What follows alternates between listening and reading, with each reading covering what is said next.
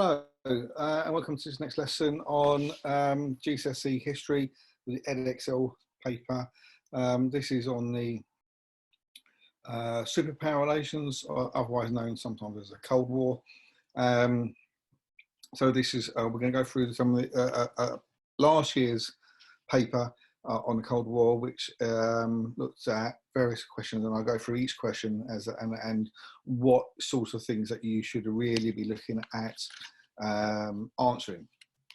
Okay, so let's just share my screen,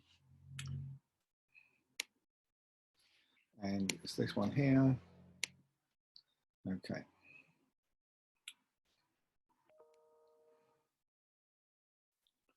With me, just doing it right.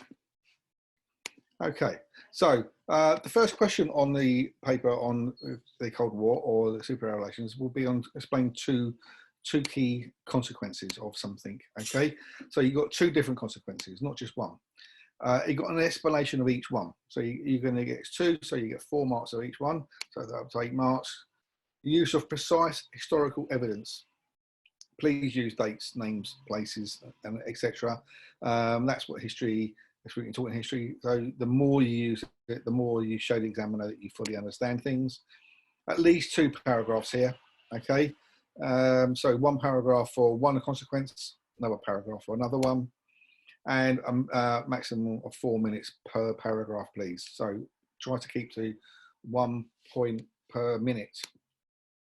The one from last year was the consequence of 2 consequences of the Cuban Revolution.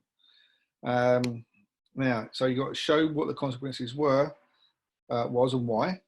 Okay, give more than one. No, not the same one twice. It seems quite obvious, I know, but sometimes people explain it and try to break it up into 2 different explanations. Examiners quite wise to that, and they don't do that. Results of things. So when it says consequence, do not describe the Cuban Revolution, the overthrow of Batista, okay, with the takeover with Castro. Okay, a lot of people, a lot of students make that mistake. They look at, oh, Cuban Revolution or Cuban Missile Crisis or something like that, and they describe that. They don't look at the consequences of it. Oh, sorry, beg your pardon, that's on a different one. So this is what they're looking for. 1 correct consequence with a little or no explanation. You might probably get 2 marks, and gives 1 correct consequence in a clearly structured paragraph with precise information and evidence, and it's absolutely clear that it was a result of the event, so you can get 3 or 4, and then they would do that twice, so do it for each one. So these are some of the things that you can talk about. Okay, led to Cubans fleeing to the USA and campaigning for the US government to overthrow Castro. Okay, Castro took over US businesses and property, and in retaliation, the USA stopped imports of Cuban sugar. Castro asked the USSR for help, and Khrushchev responded with aid, and that is how the crisis, Cuban Missile Crisis, took part later on. Okay, so and the USA's concerns at Soviet support for Cuba led to the Bay of Pigs. So you could talk about, don't please go into too much detail about the Bay of Pigs, but it was an attempt to remove Castro from power. Okay, so as you can see on those are consequences of Castro taking over, overthrowing the Batista government in Cuba, and what came out after that. Please do not fall into the trap of talking about the Cuban Missile Crisis, or even after the crisis about the hotline between the two and things like that. What came out of the removal of missiles from Turkey, they were a result of the Cuban Missile Crisis, not of the revolution. So this is where you really do need to know your chronology. So please, please, please make sure you understand your chronology here. Okay, so the next one is write a narrative account. It's kind of like you've got to tell the story of something and why. So what they're looking at is how things are linked. Okay, so it's historically accurate narrative with links. This is where some of your English skills will come into play here, about but this led to, as a consequence of this, this happened. Okay, and sometimes that's all it needs with some students. If they put those connectives between paragraphs, they get a higher mark, and it's an English skill here, than they do if they just write a load of paragraphs that are not connected, not jointed together. Again, precise historical evidence, please. At least 3 paragraphs here, okay? So a start, middle, and an end, okay? And also one on the start, middle, and the end of the event, obviously.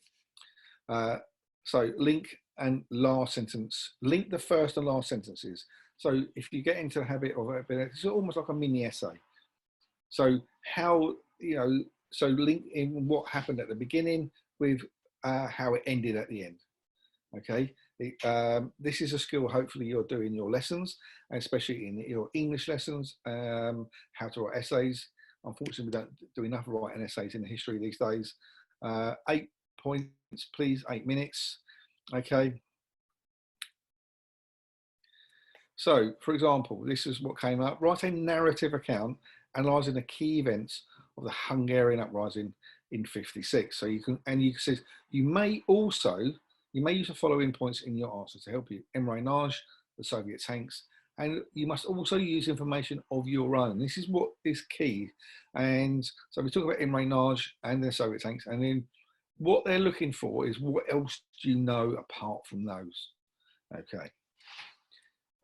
So a narrative again talks about start, the causes of something, what happened, and then what happened at the end. Okay, so what happened, what were the causes of the Hungarian uprising, what happened in the middle, and then how did it finish? Showing links between the start, middle, and end, please. Oh, sorry, beg your pardon, that's the wrong one. So, what you can talk about. A new government under Nagy began to make plans for changes in Hungary, such as holding free elections for Hungary to become a neutral state, okay, by leaving the Warsaw Pact. Please make sure you mention about the Warsaw Pact and the fact that Nagy wanted to leave it. Workers and students were determined to support Nagy's reforms and tried to occupy Radio Budapest to broadcast the demands, but they were fired on by the police and state security services. Okay, violence spread all over Hungary with the release of political prisoners, the killing and members of the security services, and the destruction of symbols of Soviet authority. So statues of Stalin were taken down. If you remember, hopefully you're looking, and when you're in your lessons, you were doing looking at newsreels. Okay, there were pitched battles. People, you know, literally fought in the streets. Oops, beg your pardon.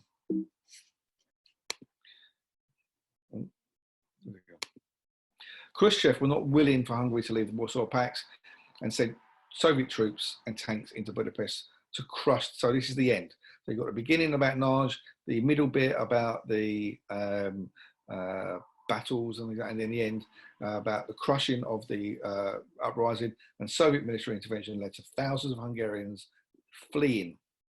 Okay, and lots of them came here and to Britain, and Soviet soldiers were being killed, as well as many Hungarians as well. And also to maintain power, and this is right at the very end, this led to, okay, acts and many activists being arrested. Khrushchev ensured that Hungary's new leader, Kadar, was firmly committed to remaining within the Warsaw Pact. And don't forget what happened largely was taken back to Soviet Union, taken to Soviet and executed. So, as you might remember, this is quite often compared with the Prague Spring in Czechoslovakia, but the leaders weren't killed there. So this was a massive crackdown at the end. So what caused it? About Nagy wanting to change things. The middle bit about the Soviets said, no, you can't. And then how it finished with they crushed the mutiny and they overthrew it, arrested the leaders and imprisoned lots of people. And lots of Hungarians fled Hungary and came to different parts of Europe. So the next one is explain the importance of. Now this is the importance of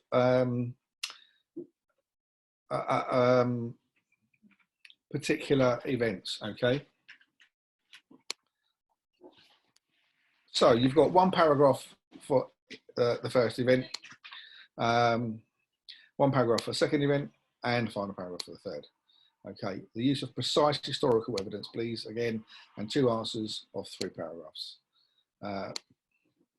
So, explain the importance of the following. Now, you've got here the importance of the Potsdam Conference for early Cold War tensions between the USA and the Soviet Union. The importance of the refugee problem in Berlin for increasing tensions between East and West, and the importance of the Second Cold War. So, what they try to do here is to look at the try and give you a range. You've got to answer. You've got to look at 2 of these events. The importance of 2 of these events. Okay, and so you've got 3, and they try to do a range. So you got right from the very beginning at Potsdam, right to the very end about the Second Cold War. So hopefully, I mean, this is quite a large bit of history I was talking about here, 50 odd years or so, 40 years of history and lots of events. But it's trying to look at why were these things important. When you study them in your history lessons, you should really be thinking about why were these events important. So what happened and why, in what was and wasn't significant. Okay, so you only do 2, you leave 1 out. Okay, right. So the first one, oh sorry, beg your pardon. In terms of what they're looking for here, 2 pieces of correct evidence, and I'm not going to read this all to you because you can read it yourself. So it's about detail. To get top marks, you've got to give a paragraph about the first event and then another about the second. You make it absolutely clear how important the former one was, of the second, exactly. Right, okay, so how important it was. So the first one about the Potsdam, the change of leadership with Truman replacing Roosevelt. Okay, and increased tension between the USA and Soviet Union, and obviously Stalin didn't trust Truman's hard line of being anti-communist. The relations deteriorated at the conference between the USA and Soviet Union, and they argued about the future of Poland, obviously, and Stalin had already established communist leaders in those governments. Divisions between the USA and Soviet Union, the tension increased. Truman distrusted Stalin as well, and he didn't like the idea that Stalin was taking lots of reparations out of Germany. He wanted, Germany to be built up, and Stalin didn't. And at the conference, Truman informed Stalin of the USA's successful development of a powerful atomic bomb. Stalin felt threatened by his military superiority. Okay. The next one was the refugee problem prompted Khrushchev. So that the next question, beg your pardon, if we go back, oh God, what's it again?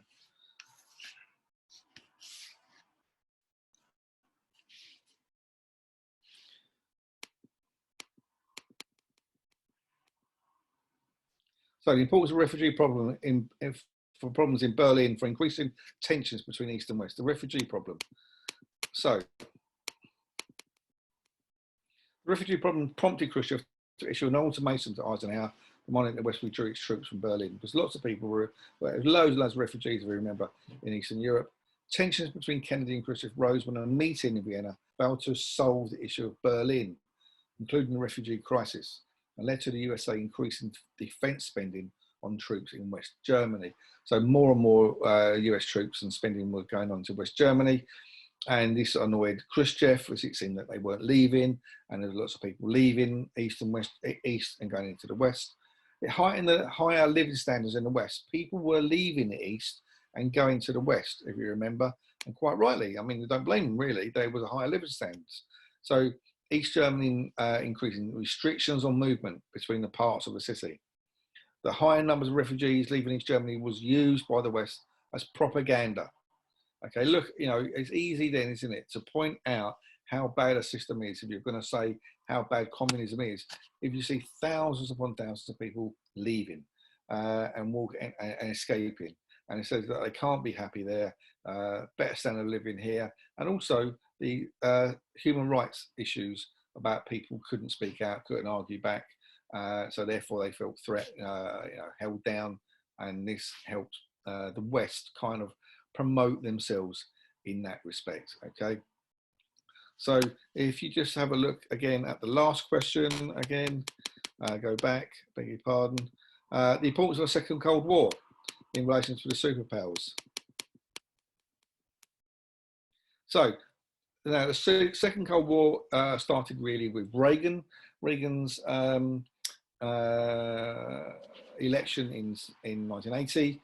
So he significantly increased US spending on arms, massively.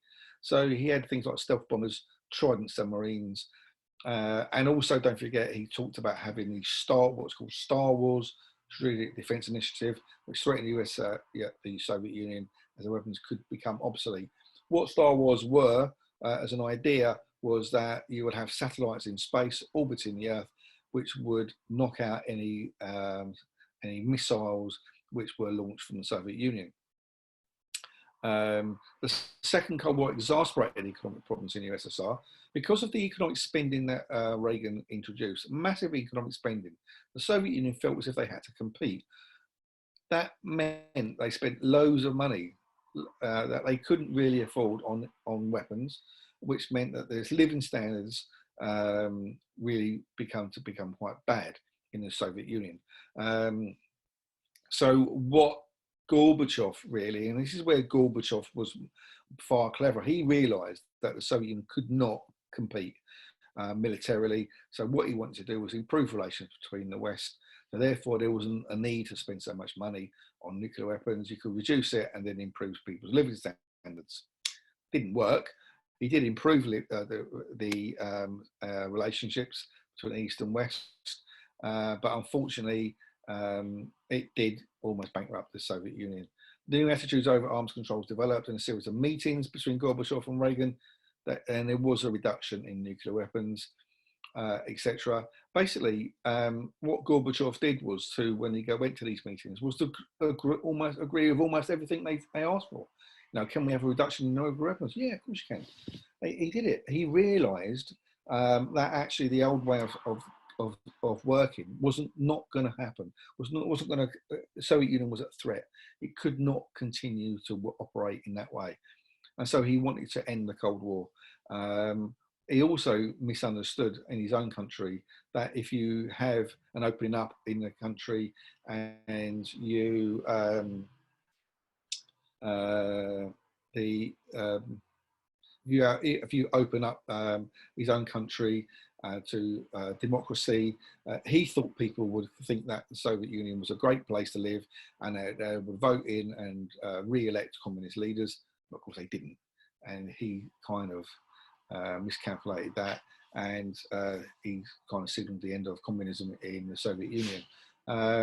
Don't forget also one thing that the Second Cold War heralded in was partly due to the fact that the Soviet Union invaded Afghanistan, which didn't really help relations, especially then when you had a very right-wing Republican called Ronald Reagan, who didn't trust the Soviet Union, talked about bombing this evil empire, and it massively increased spending on arms, which kind of bankrupts the Soviet Union. So hopefully you've understood that, and it's kind of helped you with understanding a little bit more on what is needed for this. Connor Sweetman, hello Connor Sweetman, hope you're doing well. Hope you've enjoyed that and you've learned something from that.